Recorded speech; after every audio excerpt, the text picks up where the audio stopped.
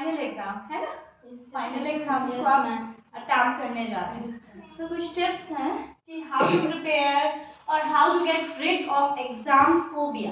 पहले आप इसको समझिए, व्हाट इज एग्जाम फोबिया। आपका कल एग्जाम है और आज आप क्या कर रहे हो, मुझे एग्जाम देना है, एग्जाम देना है, एग्जाम देना है, मेरे मार्क्स कम तो नहीं हो जाएंगे, ज़्यादा तो नहीं हो जाएंगे, मैं उससे पीछे तो नहीं रह जाती हूँ, या वो मेरे से आगे तो नहीं निकल जाता। This is called exam phobia, कि आप परेशान हैं। ठीक है, सबसे पहले तो लाइफ में जो भी चीज आपको मिलती है, दो बातें दिमाग में रखनी है। Everything is planned by God. Remember and repeat every day, everything is planned by God. Nothing in our hands. Understood? क्योंकि एवरीथिंग प्लान किसके द्वारा है, आपके ईश्वर के द्वारा, आपके भगवान के द्वारा। आपके हाथ में कुछ नहीं है। We all have to do efforts only. हमें सिर्फ और सिर्फ एफर्ट्स करने हैं, better and better and better. ठीक है, एंड नेवर गिव अप। कभी लाइफ में हार नहीं माननी। आज आप ये कर रहे हैं, हो सकता है कल आप कुछ और अच्छा करें, या ईश्वर ने आपके लिए कुछ और अच्छा सोच के रखा है। ठीक है, तो everything is planned by God and never give up. ये हम सबको पता है कि होना वही है जो ईश्वर ने तय कर रखा है, लेकिन एफर्ट्स करते रहना है, हार नहीं माननी है। ठीक है, अब एग्जाम का जब टाइम आता है तो सबसे पहले अपने आप को रिलैक्स करें, टेंशन नहीं लो। एग्जाम इन द सेंस ये आपके होम एग्जाम है, 5th क्लास। आप ध्यान से सुनिए, now you are going to appear in next school and next competition, है ना। तो सबसे पहले अपने आप को रिलैक्स रखना सीखें। आई कैन डू बेटर, मैं अच्छा कर सकती हूँ। अपने आप से ये लाइन हमें रोज बोलनी है, हम अच्छा कर रहे हैं और भी अच्छा करेंगे। कभी अपना मॉरल डाउन नहीं करना। अगर इस दुनिया में आपसे पूछा जाए कि सबसे बड़ा कौन है, तो आप स्वयं हैं। आपके लिए आप कौन हैं? आप स्वयं ही सबसे बड़े हैं। आपसे बड़ा आपके लिए कोई नहीं है। ठीक है, अब आप सबसे बड़े कैसे हैं? क्योंकि आप वो कर सकते हैं जो आप चाहते हैं, है ना। अच्छा आप चाहते हैं तो आपके लिए अच्छा आपसे ज्यादा कोई नहीं कर सकता। जस्ट कीप क्वाइट, समझ गए? आपसे अच्छा आपके लिए कोई और कैसे कर सकता है? कोई और आपको समझ भी नहीं सकता। पेरेंट्स भी उतना नहीं समझ सकते जितना आप अपने आप को समझते हैं। आपकी एबिलिटी आपको ही पता है। ठीक है, क्योंकि समटाइम्स ऐसा होता है बेटा, कई बार क्या होता है, एग्जाम टाइम में हम बीमार हो जाते हैं, या हमारा प्रेजेंस ऑफ माइंड किसी भी रीजन से काम नहीं कर रहा, घर में कोई प्रॉब्लम है, सब कुछ। इसका मतलब अगर मान लीजिए इस रीजन से आपके मार्क्स कम आ गए, तो आपको पता है ना reason, you know the reason, है ना। तो उससे घबराना नहीं होता। ठीक है, कभी लाइफ में ये नहीं सोचना होता, जैसे मैनी टाइम्स मुझे कॉम्पिटिशन से बंद करवाने पड़े। क्यों? आप लोग ट्राई करने लग जाते हो, मुझे नहीं मिला, मुझे नहीं मिला। बेटा एक कोई तो मिलता है या 3 को मिलता है। Nobody is best and nobody is worst. कोई बेस्ट नहीं है, कोई अच्छा भी नहीं है, सबसे अच्छा नहीं है, कोई सबसे बुरा नहीं है। ठीक है, ईश्वर में भी कमियां थी, है ना। हम सब में कमियां हैं और हम सब में एबिलिटी भी है। तो कभी अपने आप को कम या ज्यादा नहीं समझना, कभी अपने अंदर अहंकार, प्राउड भी नहीं लेके आना कि आज आपके 10 आउट ऑफ 10 आ गए और उसके 8 आ गए। ये भी नहीं सोचना कि मैं उससे सुपीरियर हूँ, ये भी नहीं दिमाग में लाना है। आज उसने अच्छा किया, कल मैं अच्छा कर सकता हूँ, कर सकती हूँ, है ना। Depends upon our ability. ठीक है, बात करते हैं एग्जाम की। Let's tomorrow we have exam. तो हमें क्या करना है, सबसे पहले पूरी नींद लेना सीखिए।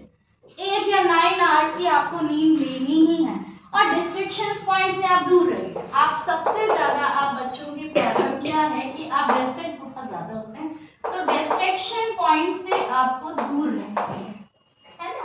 अब ये पॉइंट्स कौन कौन से हो सकते हैं? सबसे ज्यादा तो है आपका टीवी, उससे भी कहीं ज्यादा है मोबाइल, है ना। इन चीजों में आप जितना टाइम वेस्ट कर रहे हो, वो आपको एग्जाम फोबिया बढ़ा रहा है। ठीक है, आपने अभी पढ़ा था, आपको लर्न भी हो गया था, लेकिन जैसे ही आप मोबाइल देखते हो, जैसे टीवी देखते हो, वो 50% मेमोरी लॉस तो हो चुका। क्या देखना है बार बार? एक ही चीज को क्यों देखना है? जिसने बनाया उसको पैसा मिल रहा है, उसकी टीआरपी बढ़ रही है, आपको क्या मिल रहा है? You are wasting your time and time is very precious, never comes back. कभी भी टाइम वापस नहीं आता। दुनिया में कोई भी चीज आप वापस ला सकते हो, लेकिन टाइम कभी वापस नहीं आता। ठीक है, तो टाइम को बचाना सीखिए। आपकी जब जहां जितनी जरूरत है उतना ही अपीयर हुई, उससे ज्यादा नहीं। आपने नोटिस किया होगा मैं कभी टाइम पे नहीं आती हूँ स्कूल, है ना? नोटिस किया ना आपने? क्योंकि मुझे पता है जितना टाइम मुझे स्कूल को देना है आई एम गिविंग, उतना टाइम मैं दे रही हूँ। ठीक है, अंडरस्टूड? तो जो टाइम आपके पास बच जाता है उसमें आप एक्स्ट्रा थिंग्स करिए उसमें। उसको ये नहीं करना कि हाँ हम बैठे हैं, आप 5 घंटे बुक लेके बैठे हो और आपको एक चैप्टर लर्न नहीं हुआ, क्या फायदा? आप 10 मिनट्स पढ़िए और 10 मिनट्स में आपने 4 लाइन्स लर्न कर ली, 4 क्वेश्चंस लर्न कर, that is very important. Understood? आपको किसी को बेवकूफ नहीं बनाना कि हाँ हम बुक लेके बैठे हैं, हम बुक लेके बैठे हुए हैं। सबसे बड़ा इशू बेटा आपके अंदर है, कोई नहीं वॉच कर रहा। आप खुद अपने आप को वॉच करिए कि क्या आपने इतना टाइम उस बुक को खोल के बैठे, आपको लर्न हुआ क्या? समझ गए? बेवकूफ नहीं बनाना किसी को, पेरेंट्स को भी नहीं। और कुछ थिंग्स और होती हैं कि बच्चे पेरेंट्स को इतना ज्यादा कंप्लेन करते हैं। बेटा वो पेरेंट्स हैं, आपकी माँ खुद भूखी रही तब आपको खाना दिया, आपके पिता ने, आपके फादर ने अपने लिए चीजें कम की तब आपको न्यू शूज लाके दिए, तब आपको न्यू बुक्स ला दी। तो कंप्लेन नहीं करनी। जितना वो आपके लिए कर पा रहे हैं उतना आप उनके लिए कभी नहीं कर पाओगे, ये ध्यान रखना। जितना भी कर पा रहे हैं, मान लीजिए आप बहुत ज्यादा कंपैरिजन करते हैं, तो अगर वो 10% कर पा रहे हैं तो आप 1% भी उनके लिए नहीं कर पाओगे। ठीक है, तो पेरेंट्स से कोई कंपैरिजन, उसके फादर ने ये दिया तो वो इतना पढ़ रहा है, ये नहीं होना चाहिए। समझ गए? आपको पढ़ना ही है, चाहे आपको सुविधाएं कम मिल रही हैं या ज्यादा। रामानुजन का आपको एग्जाम्पल दिया था ना पहले भी, वो क्या करते थे कि उस टाइम क्या करते थे, वो नदी तैर के जाते थे, है ना? तैर कर जाते थे ना, क्योंकि वहां पे रोड नहीं था, रोड ही नहीं था, है ना? रोड नहीं था तो तैर के जाते थे। अब उनका कंपैरिजन किसी से हो सकता है, वो बोले अपने फादर को कि मैं नहीं पढ़ सकता क्योंकि मेरे पास तो रास्ता ही नहीं है, मैं स्कूल ही नहीं पहुंच सकता, मैं कैसे पढ़ सकता हूँ। क्या उन्होंने कभी ये शब्द बोला अपने पेरेंट्स को? नेवर, कभी नहीं। तो जितना आपको मिला है उसमें सेटिस्फाइड रहिए, उसको आप यूटिलाइज करना सीखिए।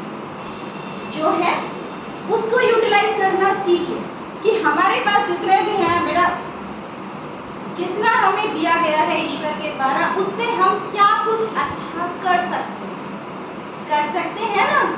कर सकते हैं। तो ये एबिलिटी आपको निकाल के रखना। और आप एक चीज जो बार बार गिव अप कर देते हो, वो मैंने अभी आपको बताया कि गिव अप नहीं करना, यानी हार नहीं मानना है लाइफ में कभी। उसका एग्जाम्पल सुनिए। एक बार अशोक थे जो भारत को बार बार जीतने की कोशिश करते थे और कई जगह वो जीत भी गए थे, लेकिन भारत को नहीं जीत पा रहे। तो वो बैठे थे ऐसे वृक्ष के नीचे कि भारत को वो नहीं जीत पा रहे। सम्राट अशोक, जिनके नाम थे अशोक स्तंभ।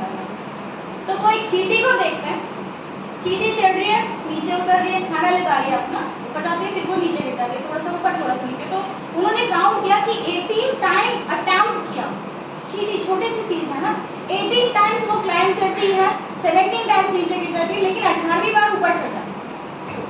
ठीक है, तो एक चींटी से उन्होंने एग्जाम्पल लिया और फिर भारत पे चढ़ाई की और फिर जीत गए।